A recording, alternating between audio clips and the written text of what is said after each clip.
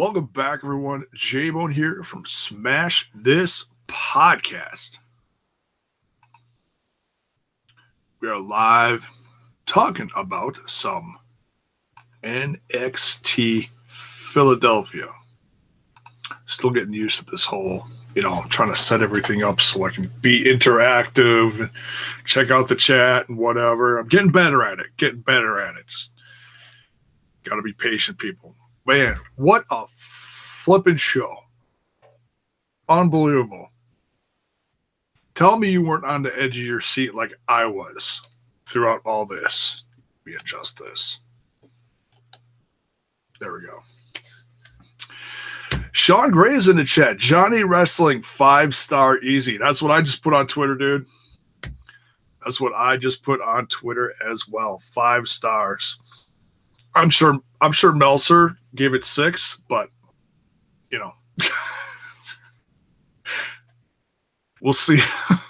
We'll see what Uncle Meltzy says in the morning, right? Let's talk about the elephant in the room. Let's talk about the new faces showing up in NXT. Now, I missed one of them. I must have blinked or something because I missed it. The one that I'm most excited about. Like I've said a lot of times before, it's bittersweet for me because I've become such a big fan of his on Lucha Underground. Ricochet. Ricochet is in NXT. And we've known that, but it's like boom, now we really see it, And I was just looking at NXT's timeline quick because I'm like, well, wait a minute, where the hell was it? I missed it. It must have happened right after the women's match, right after Ember Moon versus Shayna Baszler. And right after that one,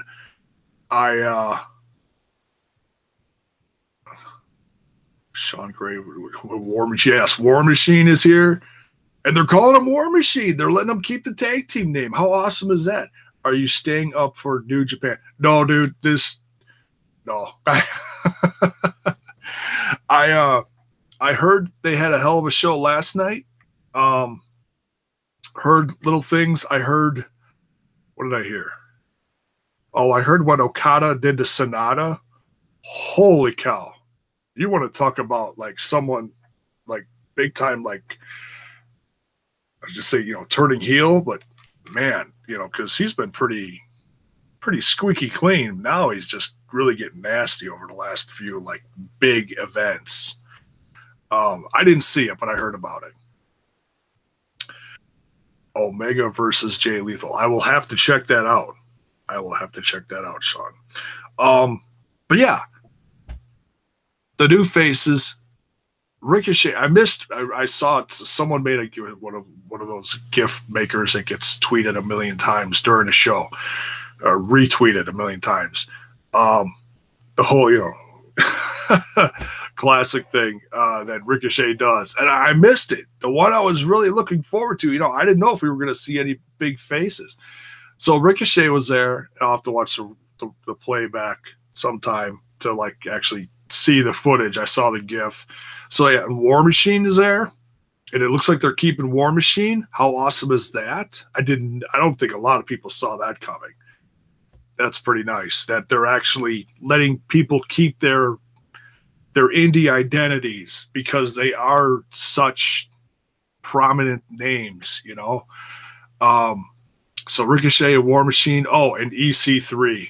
Wow. So EC3 is going to go to NXT. He is officially there. And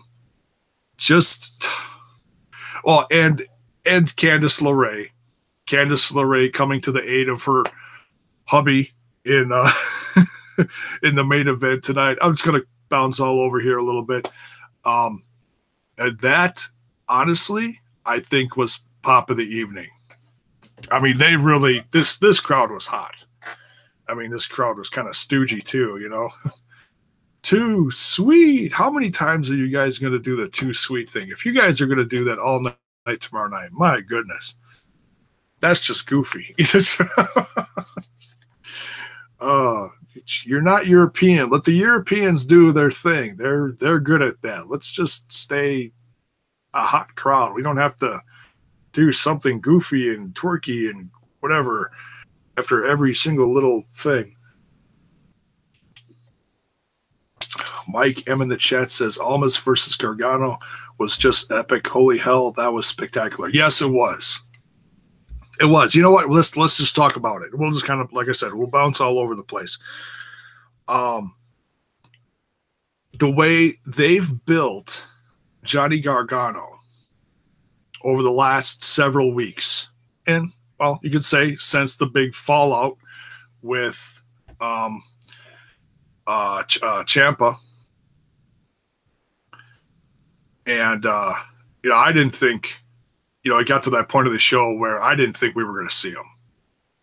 He's a Milwaukee guy. I'm a Milwaukee guy, so I was really, when as much as I love Johnny Gargano, as soon as Ciampa came out, as soon as the crowd flipped, I knew what was happening. I knew he was behind him. Hit him with the crutch, and I was like, yeah. I was because who it is. It's Ciampa. This rivalry is going to end up being as big, could grow bigger. Once it goes from like where it is now, and it's got to go to the main roster. That's assuming Ciampa comes back healthy. Let's hope and pray he does. Agent 12, welcome, Agent.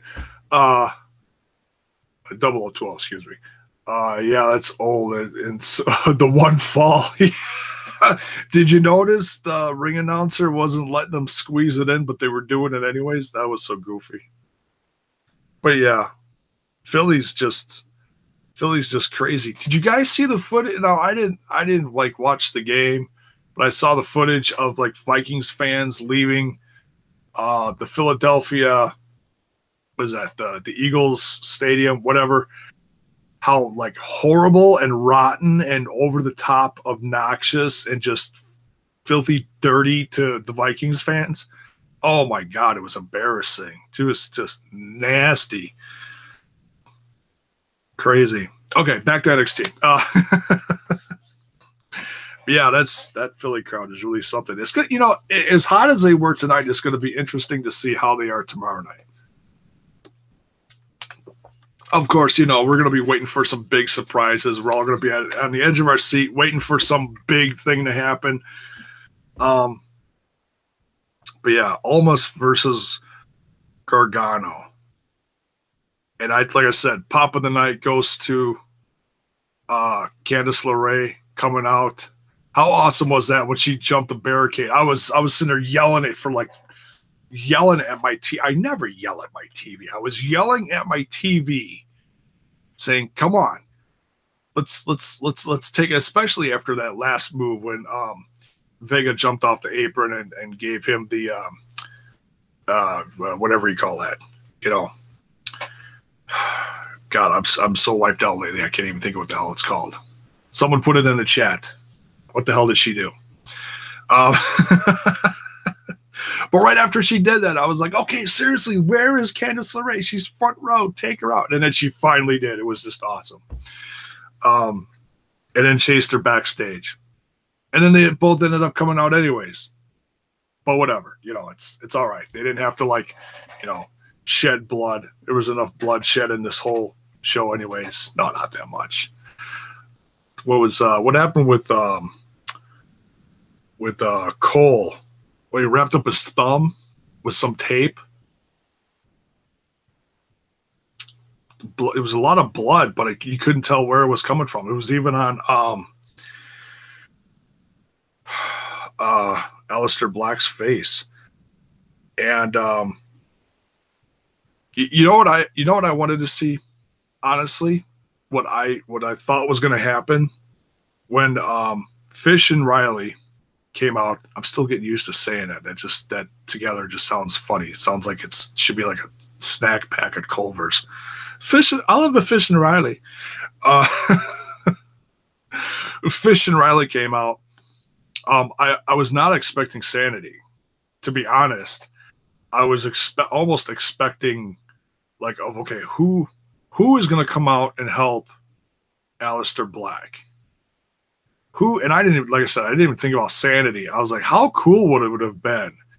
instead of getting the, hey, we're here in the front row, War Machine coming out through the crowd and attacking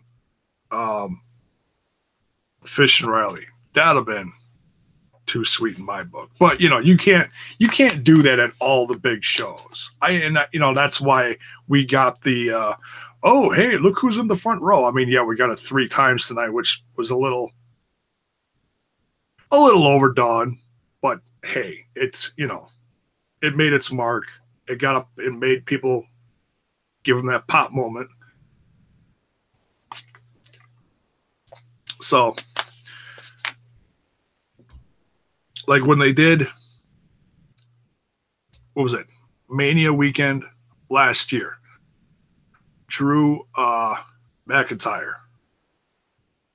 Or what do they call him now? Galloway. No. Whatever. Drew came out.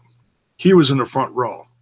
When Adam Cole came out, he came out and, rushed the ring and attacked Drew McIntyre after that match. So they're switching it up, which is I'm fine with that. I'm okay with that.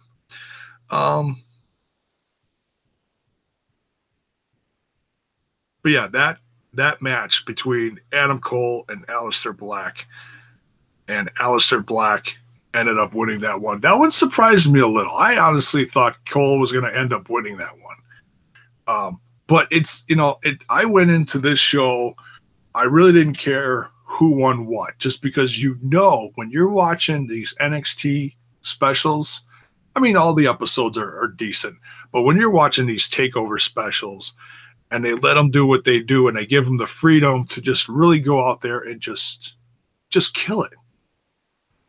How awesome is that for Triple H and his team to let these guys do that? It's like I was telling my wife, who actually sat down and watched this with me tonight, and I'm like, you ain't going to see no 5-minute squash matches tonight. Hell no. That's why when we might as well talk about that next. When Velveteen Dream said before the show, I'm going to beat him in 30. What do you say? I'm going to beat him in 30 seconds or less. And I was like, oh, really? That's so, he made that statement and they replayed it. That was on the pre-show, and then they replayed it right before the match. And the crowd really took note of that because they were counting along as soon as as soon as the match started. And I swear to God, this is just water, guys. I'm just tired. I'm sitting there. You want to know what I'm taking these stupid things. I'm taking these things like every 4 hours. It's ridiculous. It's cold and chest congestion crap.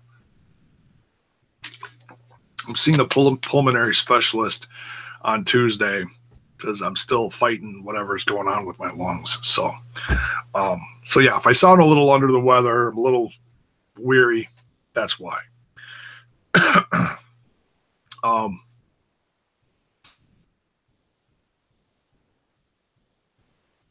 So yeah, Velveteen Dream. Oh no, Velveteen Dream got the win, which was nice. I mean, I really felt, because I love Cassius Ohno. I've been so excited to see him back in NXT, and I know I'm going to sound like one of those guys, well, they're not using him properly, but that's kind of how I feel. It's, as soon as he walked in the door, I wanted to see like big things for him, and he's having great matches. I wanted to see him get that push that he deserves because he is so good. I want to see him get the Drew Galloway push, I want to see him get that.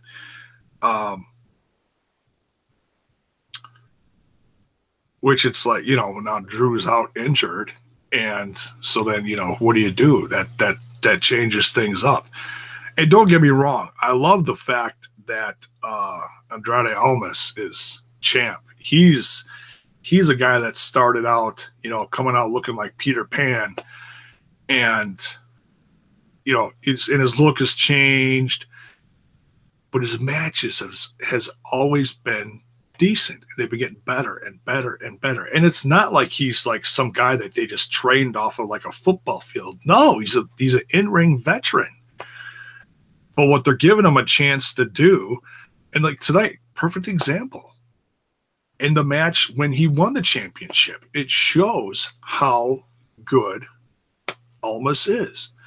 I saw comments on Twitter. He's saying he's ready for the main roster. I completely agree. But, if there's that little thing, it's like, okay, you can't just throw people into the main roster. You got to have a plan for them. When they bring these kids up to, or the veterans or whoever, from NXT to the main roster, they should have their first 6 months to a year with backup plan. Well, with backup plans, here, let's play jump rope. They should have these guys, they should have a 6 months to a year plan just all laid out. Okay, this is what we're going to do. You're going to face this guy over the course of 2 to 3 months. If something happens, here's your backup. Okay, after this is done, this is what you're going to do. You're going to team up with this guy. We're going to build you guys up this way. That's what they should be doing. They can't just, okay, main roster. It's like, throw them in the deep end of the pool. Now you got to swim. Well, what are you doing with them? Well, I don't know.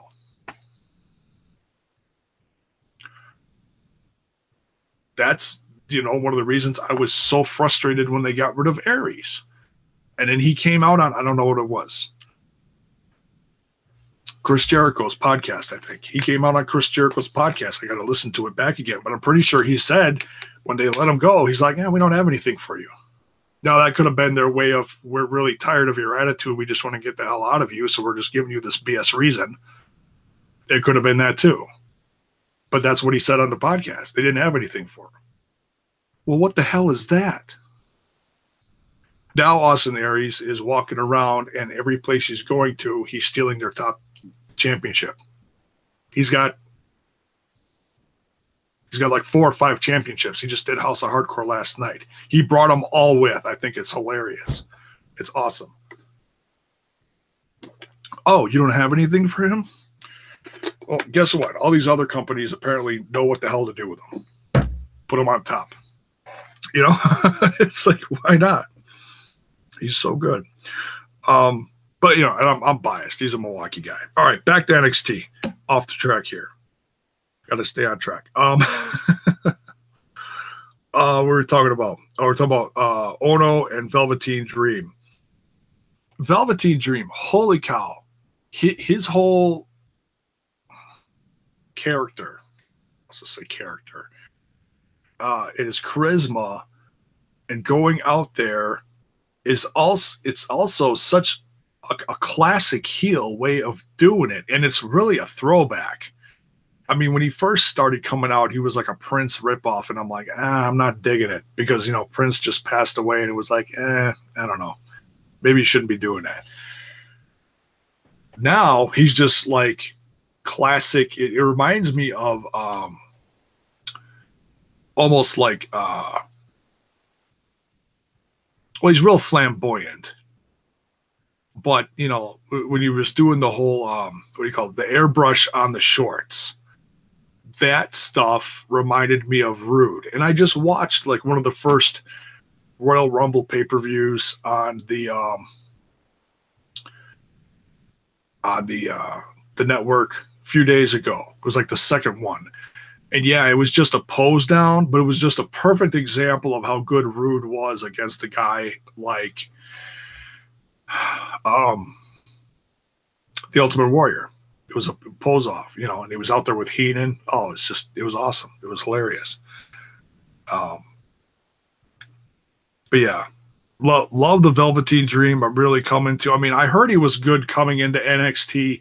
Heard he had a lot of experience. I guess he was a tag team with Leo Rush for a while somewhere. I don't know where. Trying to be good. I'm just reading stuff in the chat here. Legit. Over black guy. Yeah, right. That's yeah, right. Unlike oh, what the hell was his name? He was in the WWE. He was JBL's lackey for a while, and then he went to TNA, and he just got like nasty, putting lotion and crap all over him. He was just like, hey, I understand the whole. Okay, your persona is you're gay or whatever, but he just got weird with the lotion and just the whole. What are you doing, lubing yourself up? And I don't know. And come to think of it, if you look at what Joey Ryan's doing, he comes out there with the baby oil and he does all this stuff. I guess that's really not that much different. It's just when Orlando Jordan did it, it was so over the top and so like, oh, what are you doing? Just like jizzing all over yourself. It's just weird, You can't say that. Yeah, whatever. But yeah, love the Velveteen Dream. He's so good in the ring, so you respect him for that. And yeah, Orlando Jordan. He's so good in the ring, and his character is so good. I can't wait to see what they do with him next. I don't know if they're gonna, are they gonna be done with the whole Cassius Ohno? And I hope, hey, and maybe Cassius Ohno is one of those. Who's a 2-time U.S. champion? I forgot that. Yeah, I guess he was. And he took it off of someone significant too, didn't he? I can't remember who. I gotta look that up. Anyways, maybe Cassius Ohno is going to be one of those guys where he just has a lot of really good matches, and then they just bring him up to the roster. He's not going to get like a big championship run. Like maybe he'll do like oh God, I hate to jinx him.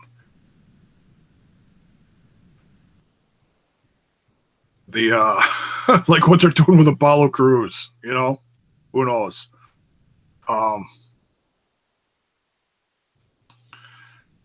Velvet is important, not trying to bring politics into this, but he could be a singles version of Young Bucks. Yeah, maybe. Could be. I think what he's doing is honestly a lot better, I mean, it's a ripoff of a couple different classic things, but he's putting his own spin on it. The Young Bucks, they're just, they're incredibly talented, but they're how do I say it? Oh, but they've been like, the same gimmick for like the last 10, 15 years or whatever. They do the shredded pants, it's a throwback to the Rockers and stuff like that, which is fine. They do what they do, and they do it well. God bless them. They're killing it. And at this point, you mean as far as merch, not gimmick? Oh yeah, they're one of the top merch guys in the industry. It's ridiculous. They're killing it. Oh, with the exception of Jericho's Alpha Omega shirt. I guess it went #1 at Hot Topic. I went to Hot Topic. I got a couple new shirts. I got a Kenny Omega shirt, and I got a Young Bucks shirt, the one with the red flag. Stalin. No. The American flag Young Bucks logo. So I was excited to see those. And the girl that was sitting next to me looking at the same shirts, she must have been, she looked a little older, about my age. And she must have been talking to her son, so she must have been looking for shirts for her son. And I'm kind of listening in on the conversation, and she's like, no, they don't have the Alpha Omega shirt. And I'm like, and I'm looking through the shirts, and I'm like, oh, no, you're right, they don't. So I don't know if it was just sold out or they just didn't get them in Milwaukee or what. But nonetheless, that was cool. All right, what else? NXT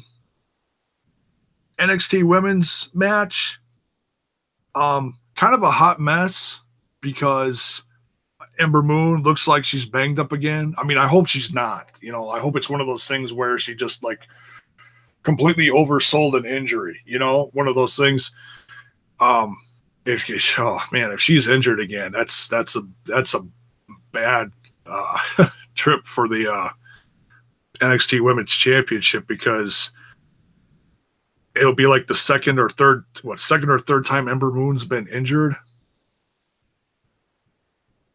Oh yeah, I agree with you, Sean. Her sell was great, you know, and like I said, I hope it's a sell. I hope she's not legit hurt, but just the way the ending of the match happened was just kind of weird, you know. Maybe that's just me.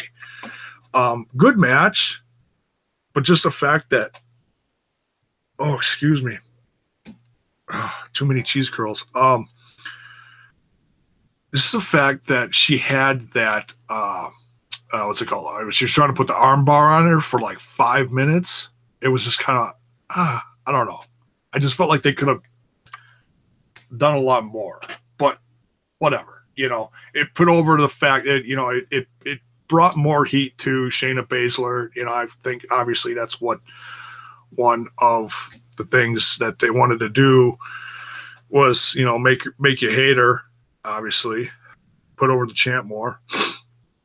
So, but yeah, the way that ended, I was really surprised. I was really surprised. The way, just the chemistry of the match and everything, I really thought they were going to dump Moon and put the belt on Shayna Baszler and just, you know, shoot her straight to the top. So yeah, just, I mean, it was okay. There was the one thing in the evening that just felt weird, you know?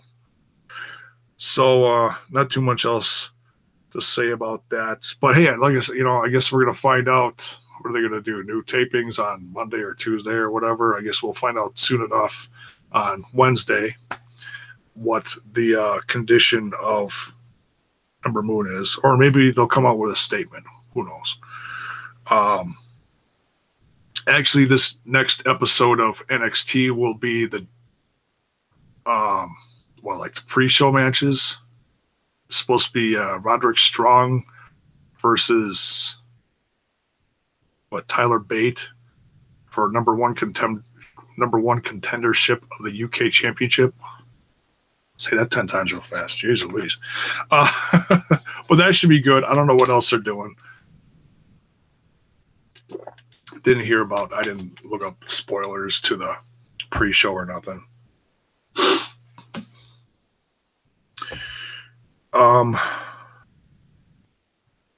Which is weird, because you would have thought that you would have seen something going on in the background while they were doing the pre-show, because the ring's in the background. So maybe they're doing these matches after this? I don't know. Whatever.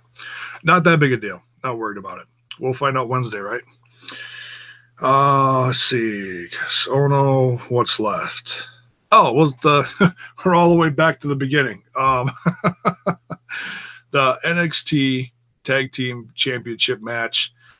Authors of Pain with Paul Ellering versus Bobby Fish and Kyle O'Reilly, the champs. Wow. Yeah, this match was just... I wrote down one word: sick. It was just ridiculous how these guys started out this match. I mean, I thought it was going to be a slugfest because of the rivalry, but these guys were putting on a clinic. I mean, four stars. I know what you meant. Yeah, I mean, shoot, you know, I mean, they really set the bar for the rest of the show. I really think they did. You know, they went out there, they killed it. And,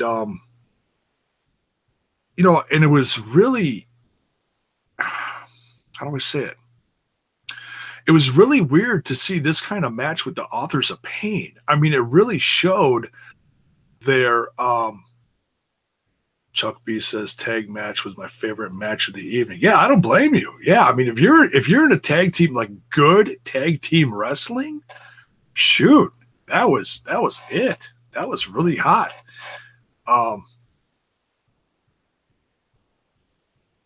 Shows a four-star average. Yeah, I mean, all the matches were good. Like I said, the only hiccup that felt kind of weird just because of how it all went down was the women's match, you know.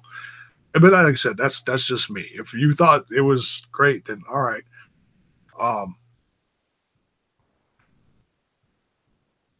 But yeah, like I said, just the way that and I can never tell who what the hell are the guys' names from Authors of Pain? Razor? No, not Razor. Is it Razor?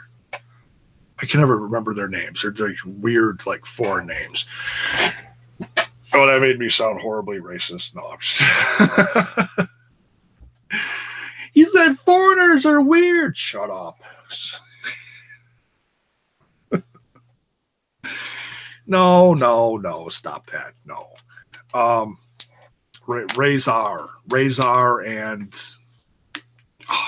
I don't know. They both looked alike, you know.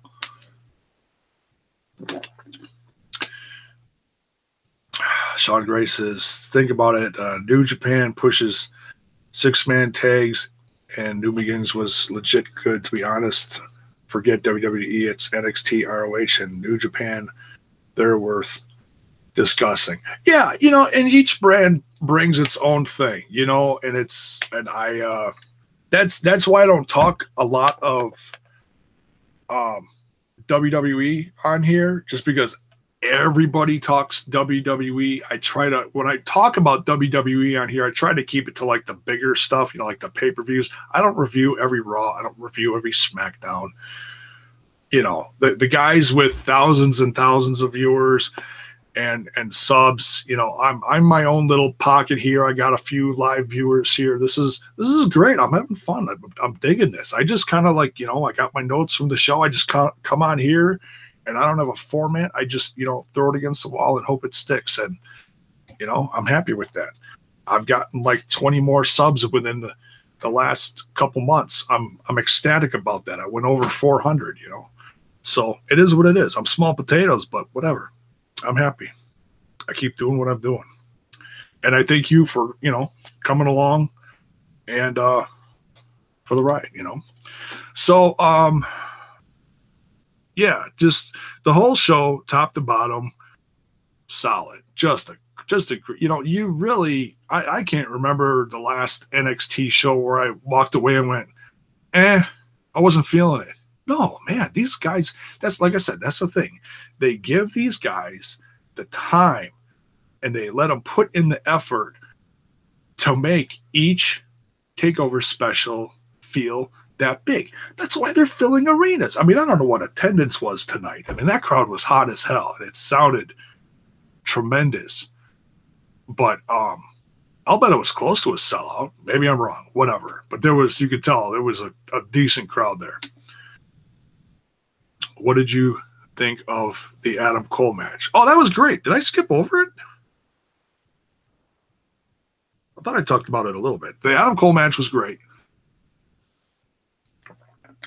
Oh, yeah, I remember. Yeah, I talked about it. That was, yeah, I actually thought Adam Cole was going to win that one. But Adam Cole he's still over. He doesn't have to win. Well, you know, he had, and I don't know what he did on every single episode. I haven't watched every episode like I should. Like if I am going to review anything on a regular basis, it's going to be NXT. And considering that's like the Wednesday night thing, I really should be. Until Lucha Underground comes back, then that takes, you know, precedence over everything. You know? This spring, guys, just wait. It's coming. They're going to start shooting in my calendar. I don't have a calendar. I need a calendar. I'm so unorganized. A month from now, late February. That's what I've heard. But yeah, Aleister Black, Adam Cole. It was ridiculous how stiff this match was. And it was funny how, this is what I was going to bring up. It was funny how Aleister Black kept not going with the whole weapons thing. He's like, no, I don't need a chair. I'm just going to kick your ass. And the look on Adam Cole's face when he was like, no, he just, threw away the kendo stick or the chair or whatever. Adam Cole's like, all right, well, I'm not throwing mine away. And then he'd screw up anyways. So yeah, there was a little, excuse me, there was a little comedy element with this as well. It was good. It was a lot of fun. I mean, these guys really tore it up. Cole probably lost a thumb because he was all, he had to tape it back on or whatever. I don't know. The double table spot where Black fell, that was fun. That was great. But when they replayed it, it was not a good camera angle because they showed him with the chair going bonk. It's like, oh no, you shouldn't have shown that angle because that made it look corny. But no, it was good. Hell, I give anybody credit for taking that spot. Crazy. Let's see. Gray says, should he go to the Balor Club by summer? Who? Black? Well, it can't be Cole. I don't know.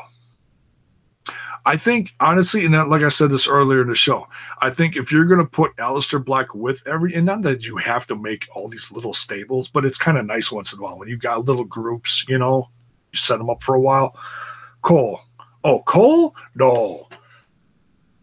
Cole's going to stay with, oh, yeah, I know he was in the Bullet Club, but, he's with God, I need a nap. Riley and Fish. Just sounds funny sometimes. So I think they're really going to push this trio, and the way they're pushing them and the way they're doing this, it's almost like another new, fresh version of the NWO. I heard someone say that the other day on Twitter box or whatever. And I was like, what? You're crazy. That makes absolutely no sense. And I'm like, and then I started watching them and I was like, oh, wait a minute. And I missed the entrance. Someone said, someone said in the chat here, I think, that Riley was, he came out playing the belt like a guitar. And I'm like, oh, that's so NWO-ish. But that's, whatever. If that's what they're doing, that's what they're doing. But no, I don't think they're going to keep these three together pretty tight for a good long time. Maybe even have them go to the main roster, I'd say in 1 year's time. Maybe 2. Depends on what they want to do with Cole. If they want to, make him champ for a good long time and then have the group back him so that he's invincible, which can be annoying sometimes. It's like, oh, he's a paper champ. He can't do it by himself. Yeah, well, sometimes you got to do that with heels. And look what they did with Rollins, kind of same thing. No, I think what I was going to say is if you're going to put anybody with Aleister Black, have him show up in the new tapings doing a new feud with someone and have War Machine show up with Aleister Black. I could see that happening. I could really see that happening. So, all right, I don't want to drag this on forever, so we're going to wrap this up. Thank you guys so much for hanging out with me and doing this live with me. I really appreciate it. Like I said, I'm sorry I'm still a little under the weather, and I'm really fighting to get myself healthy again so I can get my life back on track and everything. So, I come on here when I'm feeling halfway decent, not when I'm like, completely, I've seen people do that on here and it's like, no, that's unwatchable. I can't do that. In fact, that's how I was right around Christmas time. Oh, it's just bad. A few weeks before Christmas. And then I stopped doing videos for a few weeks because I basically lost my voice. I was so sick. So, but yeah, we're trying, folks. So yeah, that's it for this one. Thank you so much for watching. Give the video a like, give the channel a sub if you're new here.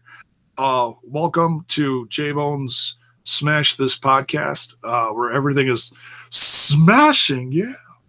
I don't know. Just one of those weird nights where we're just kind of flying by the seat of our pants, folks. Thanks again. And yes, peace. I don't know what's coming up next. I might go live tomorrow night after the Royal Rumble. I'm sure some crazy live stuff is going to happen. See you, great.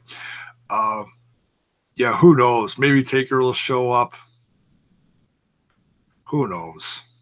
It's going to be nuts. I'm sure it'll be fun. Might be frustrating for some because I know some people really don't want Taker back. I'm on the fence about it, honestly. Do it. Do it. Do what? Oh, go live? Okay, I'll go live. It kind of depends on how I'm feeling too. But barring I still feel halfway decent, I'll go live tomorrow night for the post Royal Rumble stuff. And if not, maybe Monday sometime. We'll see. But nonetheless, thanks again, and we'll see you down the road real soon.